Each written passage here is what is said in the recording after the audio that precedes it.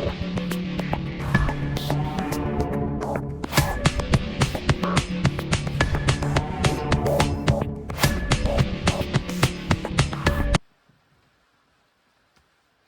YouTube land, Tycondrius here, doing another action figure review. Now, I know it's been a little while since I've uploaded a video. It's just been a bit under the weather and a bit busy of late, so I didn't get a chance to record anything, so I'm doing this video pretty much on the fly. So I'll try and do a bit of editing if I can, but I'll probably just be a straight up shot of the video, of a review. But we're going to have a look at a figure that I picked up recently. It's only, well, a couple of weeks ago, and it is the Ben Affleck Batman. Yet another one of the Batmen from the DC multiverse line, but it is the Dawn of Justice version of Batman, which is a figure people have been waiting for Mcfarlane to do. As evident, it is from the Mcfarlane line. It is the DC multiverse line that has been quite successful for Mcfarlane as of this video. And again, it is the iconic grayish, well, bluish gray suit, the unarmored suit from the Dawn of Justice movie. And you do see him wear it once in the Suicide Squad movie as well, when they had that crossover. I had a slight version of the suit, and I think he does wear it in the first Justice League movie for a small bit before he transfers into the armored look. So, or well, it's not the first Justice League movie, it's the Justice League movie. I think he wears it. He pops up in some of the cameos where he's wearing the suit. I think did he wear it in the Flash crossover piece as well? The teaser before the actual Flash movie came out. So I have the other version of the Mcfarlane figure, or Mcfarlane Ben Affleck Batman that they did. I am missing one of them, which is that Flash movie version, where he had a kind of, it looked more, the figure that they released had a more blue cowl and grey suit to it, but it didn't look as blue in the movie, so I suppose there is difference. So before we get on to the figure himself, we'll just have a quick look at the box. It's the standard affair of nearly every multiverse. You have multiverse in that blue, black, white, and box color. On the side, you have a QR code. On the other opposite side, you have the name of the figure and where it's generally from. Usually, if it's from a comic series, it might give the name of the comic series. This, as you can see, is clearly Batman versus Superman: Dawn of Justice. On the back of the box, you have an image of Batman versus Superman, Henry Cavill. Even though it's actually a weird looking version of Cavill. I'm not sure if you see that there, but it doesn't quite look like him for whatever reason. It looks like they took a picture of the stunt double or something. It doesn't quite look the same as he did in the movie. I'm not sure. It's the same image again that comes with the trading card. So if you have any of the DC multiverse figures, you know they come with the standard accoutrement of a base. Well, 99% of the time they come with a base or the flight stand base, and they come with a file card. And this one has, fearing the actions of a godlike superhero left unchecked, Gotham's city's own formidable force vigilante takes on Metropolis's most revered modern day savior. While the world wrestles with what sort of hero it really needs, and with Batman and Superman at war with one another, a new threat quickly arises, putting mankind in a greater danger than it's ever known before. So you have that. He does come with some accessories. So he does come with batarangs. Now he comes with 2 of these batarangs, and they are very, very, very chunky. I'm not a big fan of them. I did swap out the batarang for the one that came with the other version. It's pretty much the same design. It's just a lot thinner and a lot smaller. It looks better in the hand. This is the one that came with the Justice League movie armored Batman. And then he comes with 2 alternate hands, which are 2 punching fists. So the hands he comes with on default are these ones. He also comes with a version of the grapple launcher. Again, it's very clunky and chunky. If I take it out of his hand,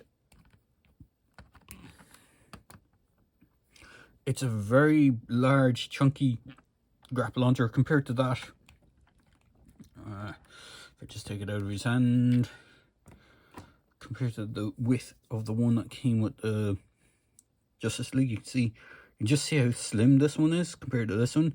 I mean, it does look like it did in the movie, but it looks way more chunky than it should have been. It should probably been as thin as this one, because it doesn't. When this is in the hand, it does stretch the grip on the hand, whereas this one just slips in quite nicely onto that version of the figure. So for height wise, we will bring in the old tape measure, and you can see he does stand just a little over the 7-inch mark, just with the ears. It makes him a little, or the ears on the cowl just make him a little bit taller than 7 inches, but it is for the most part a 7-inch figure. The main difference this figure has with nearly every other iteration of kind of standard Batman is he comes with an actual soft goods cloak or cape. 99% of all the other Batman figures that Mcfarlane had released up to this point, with the exception of the Flash version Keating Batman, came with solid plastic capes, or kind of a rubberized material cape, as in this style. The reason they swapped out the cape for the Keating version was to make him easily posable to sit in the Batmobile. Now, I don't know if they'll do the Batmobile from this film. They have announced that they are doing the tumbler from the Nolanverse films, which I can't wait to get my hands on. It looks really, really good. They have done the 89 Batmobile. They have announced that they are doing the Batman Forever Batmobile and the Batman and Robin Batmobile, I believe. So they seem to be going through the movie Batmobiles, but unfortunately they haven't announced if they're doing the Dawn of Justice style Batmobile. Hopefully that might come down the line, which is possibly why they opted to go with soft goods on this figure over a solid cape, that they knew somewhere down the line they will be doing a Batmobile that will be able to incorporate this figure in it. So it is, hopefully that is the reasoning for it. In fact, the same Batmobile is a slightly altered version of that Batmobile is the one that the Justice League version of Batman drives. So it could be a double header. They could have it, if they did it right, and this is just me spitballing, if they did it right, they could have it as a 2-for-1, where you get the optional parts to make it look like either version. That would be probably the best way to do it, so that way you wouldn't have to kind of buy it twice unless you wanted to, and you have like both versions in one go. But we'll do a size comparison since I have him standing side by side with him anyway. So here he is with the Justice League version of Batman. I think the Justice League one is a hair smaller. At least it looks like that from where I'm standing above them. But if I look at them side by side, I think this one is just a slight bit smaller. I know, I'm not sure if that's just design aesthetics, the way they managed to do it. But he is a little bit on the smaller size. But he is a good figure. He does have all the articulation of pretty much all the DC Multiverse Mcfarlane figures. So he has that head on a ball joint. He has these arms can rotate out. He has that kind of inner joint section. It doesn't really move with this figure, I don't think. Does it? No, it doesn't really. Oh no, it does. It does pop with this figure to give a little bit of extra range of movement. Though it's a bit more jammed on this side for some reason. He does have the double jointed elbows. He does have that rocker ankle, or not rocker ankle, the kind of ball peg socket for the wrist with a swivel. And as I said, you can swap out the hands to have punching hands if you want. He does hold his slightly oversized comical batarangs if you want him to. As I said, I much prefer the smaller one that came with the Justice League version. Now, because I've had the grapple launcher in this, and it's a bit more outstretched, but if I give it to him in his slightly more normal hand, You can see it does fit a little better. I think it looks better. I think it's a shame that they went so chunky with the accessories. Maybe it is a was it safety standard thing that they had to have them that chunky to avoid choking hazard. It's possible, but like they've done in the past with the smaller ones, so I'm not sure why they're able to not do it again. He does have the gold belt, which is nice. It goes all the way around. You can see it doesn't have pockets the whole way around, which is the way it was in the movie. The good old utility belt. He does have the double diaphragm joint, so he has the lower waist and the diaphragm joint. He does kick forward. Now, just bear in mind, if you keep him in a seated position for whatever reason you want him to be in a seated position, this piece here will get kind of pushed out of place, so just be wary of that. But he does kick forward. He does have double jointed knees. He does have the toe articulation and the rocker ankles and the swivel at just the ankle part as well, and he has the peg holes because he does come with that base. He is quite poseable for what he is, and he isn't a bad looking Batman by any stretch of the imagination. So, do I have anyone else I can chuck with him? Just for another size comparison, and we'll bring in Bale Batman. Here is the Christian Bale Batman. And unfortunately, I don't have any of the other movie Batman to hand. The only other movie Batman I have is the Michael Keaton Flash version Batman, not the other version, the 89 version. And I have, actually no, I should have the 89 version as well, which is the driver for the Batmobile, because I picked up the 89 version of the Batmobile as opposed to the Flash version movie Batmobile, which has a slightly different Batman. But there is at least 3 of the Batmen together, and 2 of which are the same character. But you can see the design for the actual figure is pretty cool.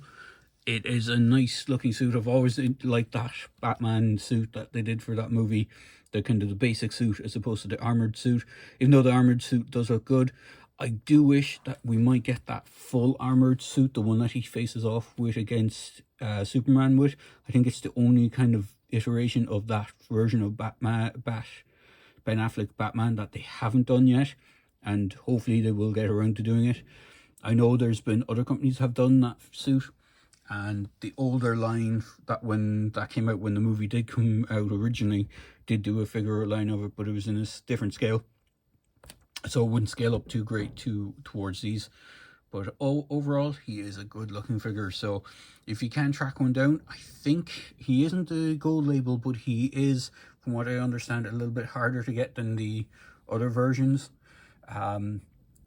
I'm not sure if he's store exclusive. Usually if they're store exclusive, they're either a gold label or a platinum or a chase versions. But I think they should be available at the moment, but it could be going the same way as that comic book style Wonder Woman, that they're really hard to get on the ground. I haven't picked that figure up. I have some of the movie Wonder Woman. Well, I only have one movie Wonder Woman figure, which is actually a good figure for what it was from back in the day. But I don't have the other.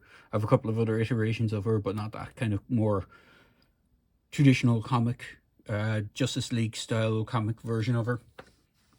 But all in all, the Ben Affleck Batman is a good suit, and hopefully you can pick one up.